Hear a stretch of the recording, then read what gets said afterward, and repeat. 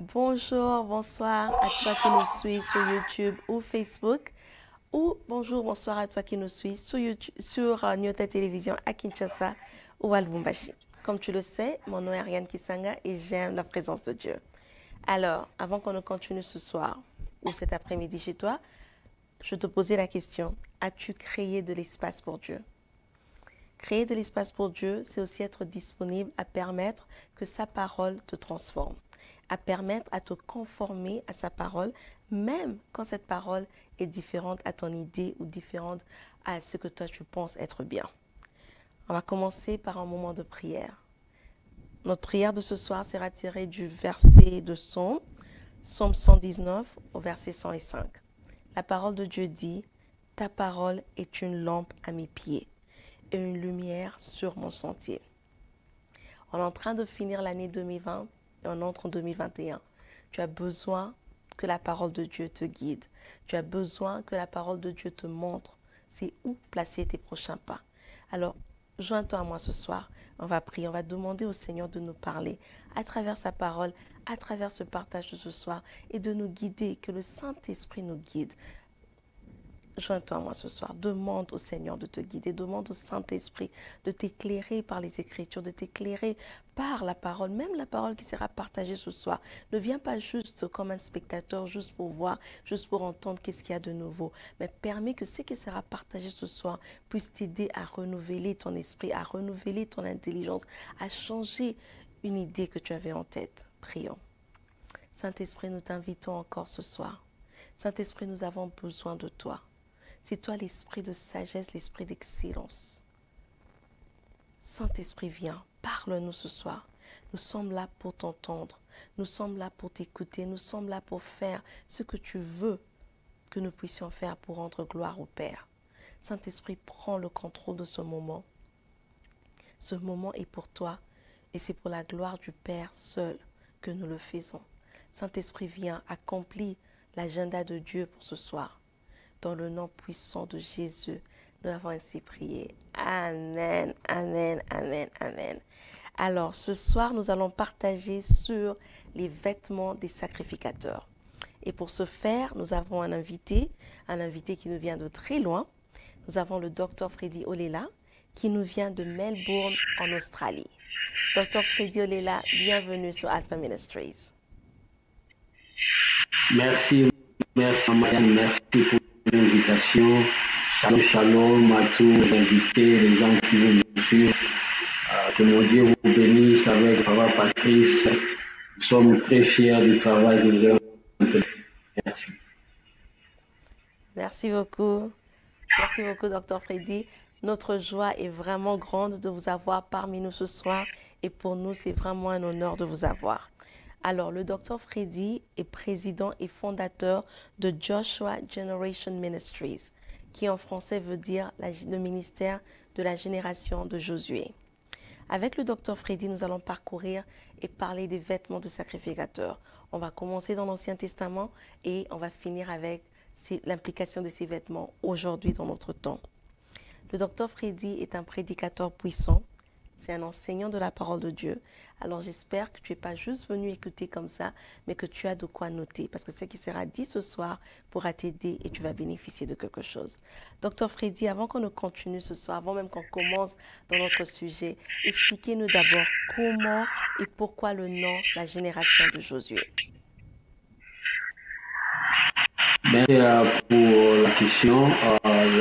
La génération de Josué, cela n'est pas de moi, c'est de Dieu lui-même. Il m'a dit, you are Joshua Generation, c'est-à-dire la génération de Josué, et je t'appelle pour aider mon peuple à entrer dans son héritage et à posséder sa portion. Et puis, nous sommes sortis avec le slogan que nous ne mourrons pas dans le désert, mais nous, notre destinée, c'est la terre promise. Et ça est venir la génération de Josué. Amen. Donc, son ministère s'appelle la génération de Josué parce que c'est vraiment ça qu'il a reçu de l'Éternel. Et comme slogan et comme mandat qu'ils ont reçu, c'est de ne pas mourir dans les déserts, mais d'aller et de posséder la terre promise. Ok, merci beaucoup, Docteur, notre première question de ce soir sur notre sujet, c'est est-ce que vous pouvez nous donner, s'il vous plaît, un bref aperçu de l'utilisation du but des vêtements des sacrificateurs dans l'Ancien Testament? Merci. Si nous voulons parler du vêtement, nous devons aussi parler du tabernacle parce que les deux marchent ensemble. Donc, à un moment donné, Dieu est au milieu de son demandé qu'on puisse nous construire un tabernacle. Et dans le tabernacle, il y avait trois parties. Les deux parties qui nous intéressent, il y avait le saint et puis il y avait le saint des saints. Et au milieu là, il y avait un rideau qui séparait entre le saint et le saint des saints. Alors, les souverains sacrificateurs ne pouvaient pas aller travailler pour Dieu n'importe comment. Lisons d'abord Exode 28, cela va nous expliquer le but de ces habits des souverains sacrificateurs. Nous sommes dans le livre d'Exode 28, versets 1 à 3. Le trois grands buts pour lesquels Dieu a établi ses habits. Le verset 1 nous dit, et toi, fais approcher de toi Aaron, ton frère, et ses fils avec lui, d'entre les enfants d'Israël, pour m'exercer la sacrificature, savoir Aaron et Nadab, Abihu, Éléazar et Itamar, fils d'Aaron. Et tu feras à Aaron, ton frère, des vêtements pour gloire et ici, nous voyons les deux premiers buts. C'était pour la gloire et c'était pour ornement. Le verset 3. Et tu parleras à tous les hommes d'esprit, à chacun de ceux que j'ai remplis de l'esprit de science, afin qu'ils fassent des vêtements à Aaron pour le sanctifier. Ça, c'est le troisième but. Donc, ces habits ici, ça existait pour la gloire, pour l'ornement, et pour la sanctification, parce que servir Dieu en l'enseignement, c'était une chose effrayante, parce que quand le souverain sacrificateur entre dans le lieu saint, on ne pouvait aller, parce que le souverain sacrificateur entrait là-bas une seule fois par an, et il amenait le sang étranger. De cela veut dire c'était pas son propre sang. Il amenait le sang des boucs et des taureaux pour aller présenter devant l'Éternel. Et il entrait une seule fois et c'est pour cela qu'il portait ses habits. Alors une autre chose qu'on doit expliquer, ces habits-là étaient vraiment spécifiques. Il y avait deux choses très importantes rapidement le temps. Il y avait ce qu'on appelle éphod que Aaron portait. Éphod là, c'était avec des pierres d'onyx. Et dans chacune des pierres, c'était écrit les 6 noms des enfants d'Israël. Et sur sa poitrine, il y avait une chose là, carré, qu'on appelle ça les pectorales. Les pectorales avaient 12 pierres précieuses qui portaient les 12 noms aussi des enfants d'Israël. Cela veut dire quoi?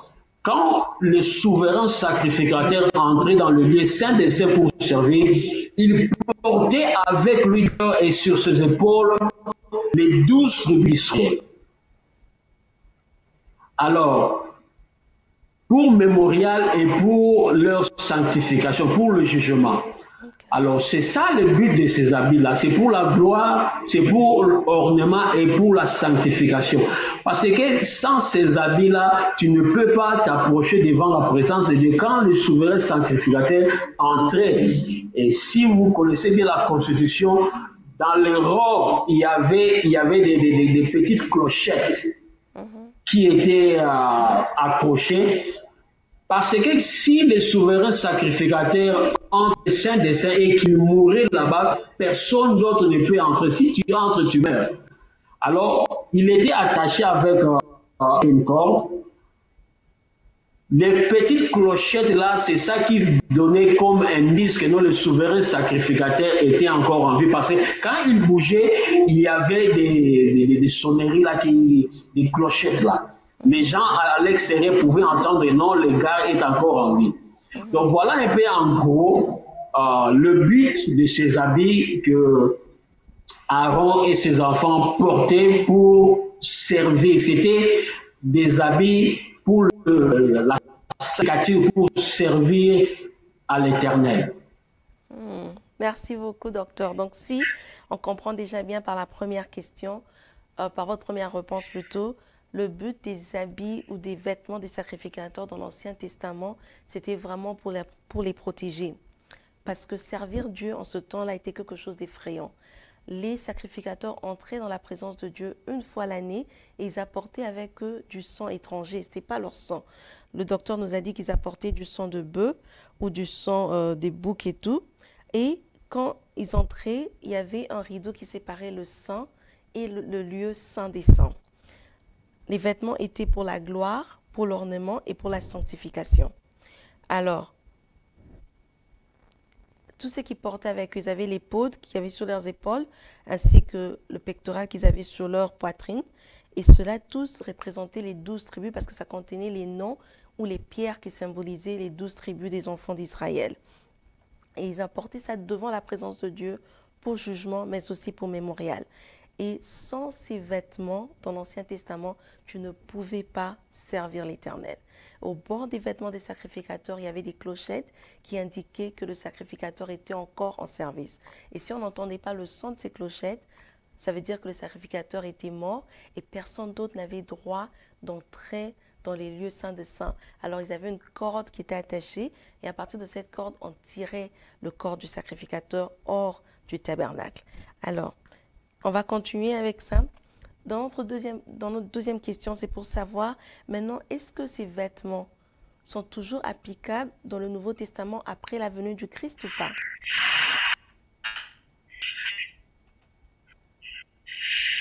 Merci pour la question.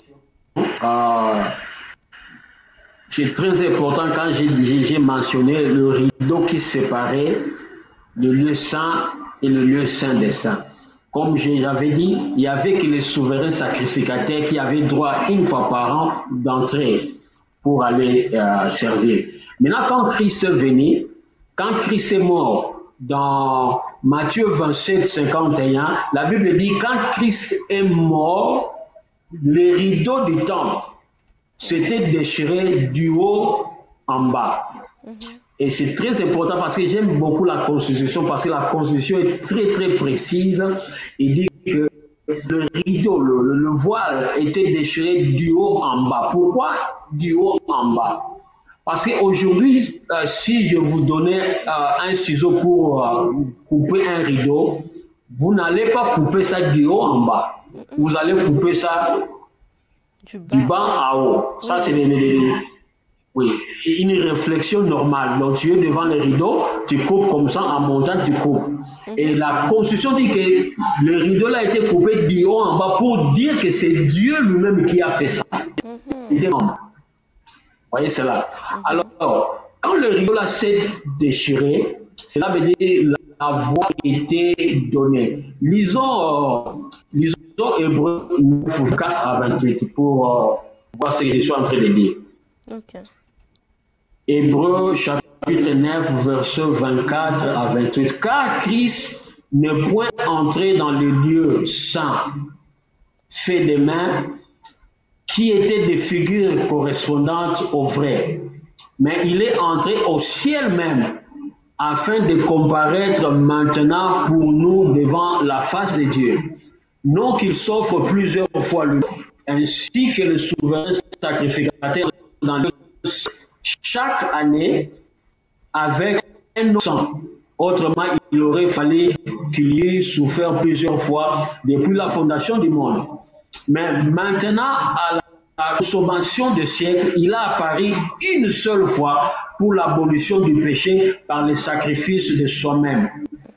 Alors, vous voyez cela, tout ce que ces habits-là représentaient dans l'Ancien Testament, c'est Christ. Même le tabernacle, c'est l'image de Christ. Et la conjonction, c'était de l'image, c'était de l'ombre de l'image des choses à venir. Alors, quand Christ est venu, Christ, il est entré une seule fois. Non pas comme dans l'Ancien Testament, quand les souverains sacrificateurs entraient chaque année une fois, mais Christ est entré une seule fois. Il a tout accompli, il a tout aboli. Et quand il est mort, le voile s'est déchiré, il a ouvert la voie à tout le monde.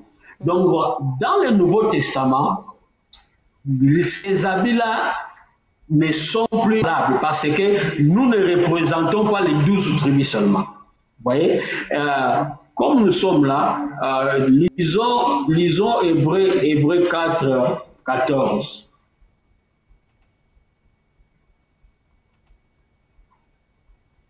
Hébreux 4, 14 nous dit ceci.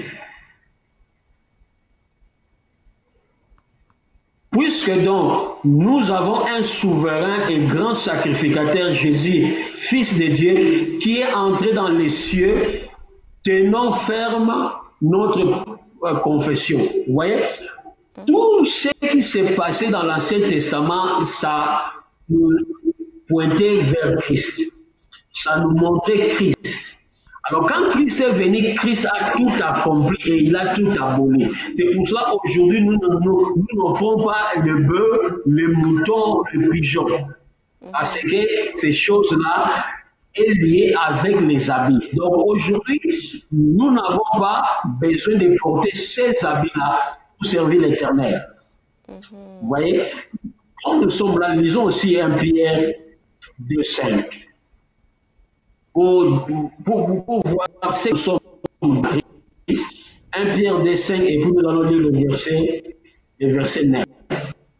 Le verset 5 nous dit, vous aussi, commençons par le verset 4. Et vous approchant de lui qui est la pierre vive, rejetée des hommes, mais choisie de Dieu et précieuse, vous aussi, comme des pierres vives, être édifiés pour être une maison spirituelle et une sainte sacrificature afin d'offrir des sacrifices spirituels agréables à Dieu par Jésus-Christ. Vous voyez? Donc maintenant, Dieu nous a sacrificateurs. Ce n'est pas maintenant quelque chose qui est réservé à Dieu. Mais quand tu es nouveau, quand Jésus-Christ est venu ton Seigneur et Sauveur, automatiquement tu es devenu sacrificateur. Donc tu n'as pas besoin de porter les habits, mais tu as besoin de porter Christ. Parce que tous ces habits-là, tous les soins des tabernacles, ça représentait Christ. Et quand tu es né de nouveau, Christ est né en toi. Donc tu n'as pas besoin de porter les habits extérieurs, mais tu as déjà tout en toi qui est Christ qui représente tout. Merci beaucoup, docteur. Et le verset 9. Alors, le verset 9, lisons le verset 9, il faut bien voir cela. Mais vous êtes la race élue, vous voyez cela, la sacrificature royale, la sainte, le peuple acquis, afin que vous annonciez le vertu de celui qui vous a appelé des ténèbres à merveilleuse lumière. Donc, nous avons ça pour servir Dieu.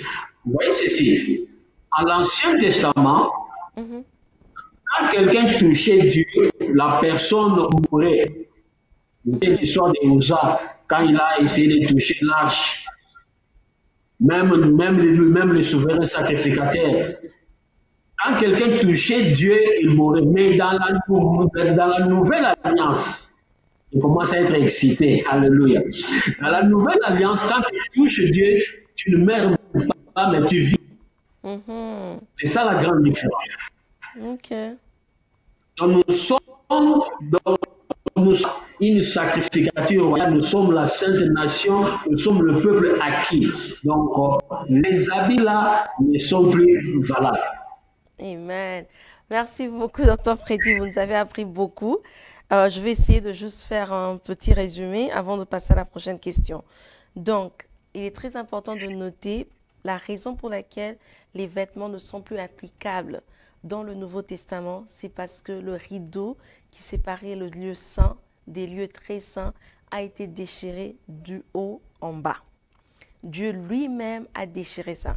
Parce que comme le docteur a dit, si aujourd'hui on te demandait de déchirer un rideau, avec des ciseaux, tu vas commencer d'en bas pour aller vers le haut. Mais parce que c'est Dieu qui a déchiré ces rideaux, il a déchiré du haut en bas. Et tout ce qui s'est passé dans l'Ancien Testament, les vêtements que les sacrificateurs devraient porter, les pierres que les sacrificateurs devraient représenter, le sang étranger que les sacrificateurs devraient emmener, tout ça a été englobé dans la personne de Jésus-Christ. Parce qu'il s'est présenté lui-même et il est entré dans ces lieux très saints une seule fois, contrairement aux sacrificateurs qui entraient chaque année. Et quand lui est entré, Dieu a agréé ce sacrifice. Alors aujourd'hui, toi et moi, on n'a pas besoin de mettre ces vêtements, on a besoin d'être revêtus de Christ pour servir Dieu. Parce que dans l'Ancien Testament, toucher Dieu veut dire mourir. Mais dans le Nouveau Testament, toucher Dieu veut dire la vie. Car nous sommes une nation sainte, un sacerdoce royal, un peuple qui a été élu pour la gloire de Dieu. Alors, juste pour une question pour compléter à ce que vous avez dit tantôt, docteur. Vous avez dit que nous ne représentons plus les 12 tribus seulement. Qu'est-ce que vous voulez dire par là? Qu'est-ce que nous on représente alors aujourd'hui? Merci. Comme la Constitution a bien mentionné, les souverains sacrificateurs dans l'Ancien Testament, ils portaient les 12 tribus sur son cœur, sur sa poitrine et sur ses épaules. Mais maintenant, nous représentons le royaume de Dieu.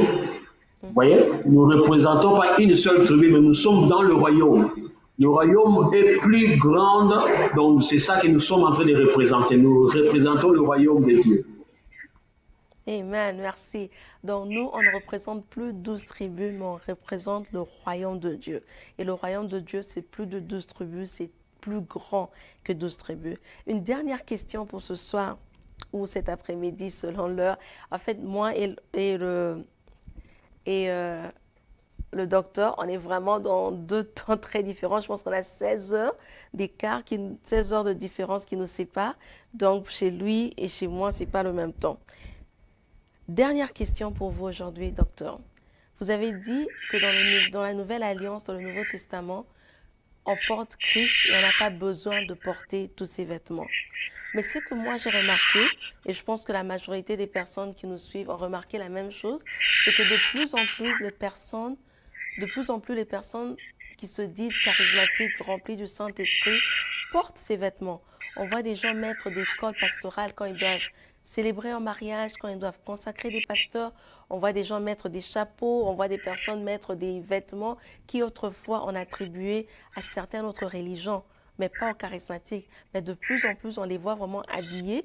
Et des fois, quand on te met une photo, tu ne sais pas dire si tu as affaire à un charismatique ou si tu as affaire à quelqu'un d'une autre religion. Qu'est-ce que vous pensez de ça, docteur? Pour cette question, qui est même commun. Mais lisons deux versets. Apocalypse chapitre 1, verset 6, juste pour appuyer un peu ce qu'on était en train de parler ici.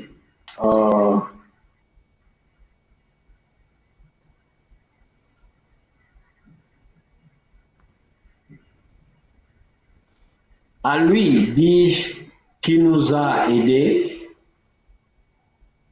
nous a lavé de nos péchés dans son sang et nous a fait rois et sacrificateurs à Dieu.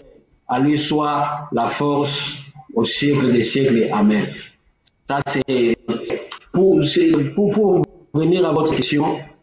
Il y a trois choses en fait. Lisons Galates chapitre 3, verset 1.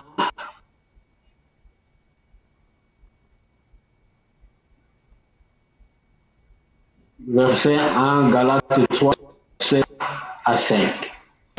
C'est là que nous allons, puis je vais répondre à votre question. Ô Galates insensés, qui est ce qui vous a ensorcelé pour faire que vous n'obéissez point à la vérité, vous à qui Jésus-Christ a été auparavant porté devant les yeux et crucifié entre vous, je voudrais seulement entendre ceci de vous. Avez-vous reçu l'Esprit par les œuvres de la loi ou par la prédication de la foi? Verset 3. Êtes-vous si insensé qu'en ayant commencé par l'Esprit, maintenant vous finissiez par la chair? Amen. Je crois qu'il y a 3 observations que moi j'ai constatées sur cette question. Oui, on voit aujourd'hui les gens apporter ces habits pour des cérémonies. Personnellement, je pense qu'il y a 3 observations. La première, comme on avait dit, l'objectif de ces habits, c'était pour la gloire et ornement et la sanctification. Peut-être, la première observation, il y a des gens qui portent ça seulement pour l'ornement, pour des cérémonies, pour apparaître beau, ou quelque chose comme ça. La deuxième observation, c'est l'ignorance. Comme Paul est en train de dire aux des Galates, insensé, il dit insensé. Et je vais lier ça directement avec la 3e observation, qui est, je les appelle les impressionnismes, les gens qui veulent impressionner les gens, les gens qui apportent cela. Et bon, ces habits-là, ça n'ajoute même pas un iota dans la prière. Il y a même des gens qui prient avec les talis. Ils pensent que non, quand tu talis, Dieu va t'écouter. Ça, c'est l'ancien et le nouveau. Et c'est pour cela beaucoup même qui ne sont pas exaucés. Et en grec, on appelle ça tout simplement, c'est de la stupidité. C'est tout simplement. Donc, les gens qui portent ça soit par ignorance, soit pour ornement, soit pour impressionner les gens. Mais les habits là ne changent rien, n'ajoutent rien dans la prière. Donc, c'est de l'ignorance tout simplement. Comme je dis, il y a des gens qui sont ignorants. Vous savez, posé dans la Constitution, article 4, section 6, la Constitution dit que mon peuple est détruit faute de connaissance. Mais très souvent, quand nous lisons, on se limite dans la partie A, mais c'est la partie B qui est très très importante. La partie B dit ceci. Parce que tu as rejeté la France, moi aussi je te rejetterai. Je rejetterai aussi ta descendance. Tu ne seras pas prêtre devant moi. Les prêtres, tout ce dire représentant, tu ne peux représenter ceci. Tu ne peux pas me représenter en tant qu'ignorant. Un jour, je méditais sur ça, j'ai dit, mais Dieu, tu n'es pas beau, tu es trop méchant. Si moi je suis ignorant et au lieu que tu me rejettes moi seul, mais tu rejettes toute ma descendance. Et le Saint-Esprit me dira, mais Freddy, la logique est normale. Quand toi tu es ignorant et que tu dois enseigner à tes enfants, qu'est-ce que tu vas leur enseigner? C'est de l'ignorance. Donc tu vas faire patience d'une génération à une autre et Dieu va rejeter tout le monde. Donc le problème, les dilemmes qu'on a aujourd'hui dans le corps du Christ, on a beaucoup de gens qui représentent Dieu qui sont ignorants. C'est ça notre problème. Donc ces habits-là n'ajoutent rien dans la foi,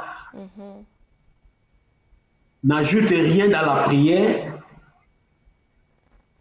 Ce sont des impressions tout simplement. Merci beaucoup. Merci beaucoup, docteur. Donc, ces habits qu'on voit les gens mettre pendant les cérémonies de mariage, les consécrations des pasteurs, les cols pastoraux, les bâtons de Moïse, tout ça ne représente rien. Et comme le docteur a dit, ça n'ajoute rien dans la prière, rien dans la foi. Les gens le mettent peut-être, comme il a dit, pour ornement. Peut-être les gens le mettent par ignorance ou peut-être ils veulent juste impressionner les autres.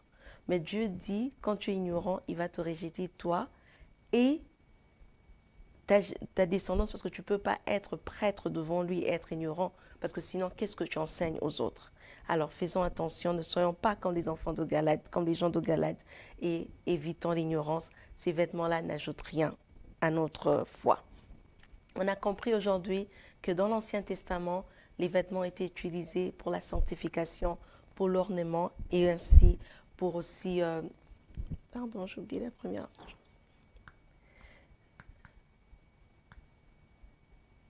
On a dit pour la gloire, l'ornement et la sanctification dans l'Ancien Testament. Dans le Nouveau Testament, dans nos jours d'aujourd'hui, parce qu'on vit dans la Nouvelle Alliance, ces vêtements n'ont pas lieu d'être. Et s'il y a des gens qui les mettent, c'est peut-être par ignorance ou parce qu'ils veulent juste apparaître beaux devant les autres. Mais comme le docteur a dit aujourd'hui, être ignorant, ça n'aide pas parce que Dieu va te rejeter, toi et ta descendance. Docteur Freddy, merci beaucoup d'avoir pris ce temps de nous enseigner aujourd'hui sur les vêtements des sacrificateurs. Nous allons juste passer la parole, si vous pouvez faire une prière pour bénir toute personne qui nous suit aujourd'hui. C'est moi qui vous remercie. Merci pour l'invitation. Juste un dernier verset qui dit que Christ en vous, c'est l'espérance de la gloire. Amen. Nous allons prier. Père, nous te remercions pour le temps que tu as permis que nous puissions apporter la nourriture à tes enfants. Nous bénissons, Seigneur, Alpha Ministries, ce qu'ils sont en train de faire. Seigneur, laisse que ta parole touche, laisse que ta parole transforme, laisse que ta parole change. Et pendant ce moment de fin de l'année, Seigneur, lorsque le sang de l'agneau couvre, nous protège. Je me lève contre tout ce qui n'est pas de Dieu. Nous détruisons cela au nom de Jésus. Nous ne mourrons pas dans le désert, mais nous allons dans la terre promise à notre destination au nom de Jésus. Amen. Amen, amen, amen. Alors, ceci est notre dernière diffusion du programme régulier pour l'année 2020. On va se retrouver en 2021 avec d'autres programmes. On va partager la parole de Dieu ensemble. Mais pendant ce temps de fête, comme le docteur l'a si bien prié, que le sang de Jésus-Christ vous couvre, que vous passez des beaux moments de fête en famille et n'oubliez pas de toujours créer de l'espace pour Dieu. On se voit en 2021.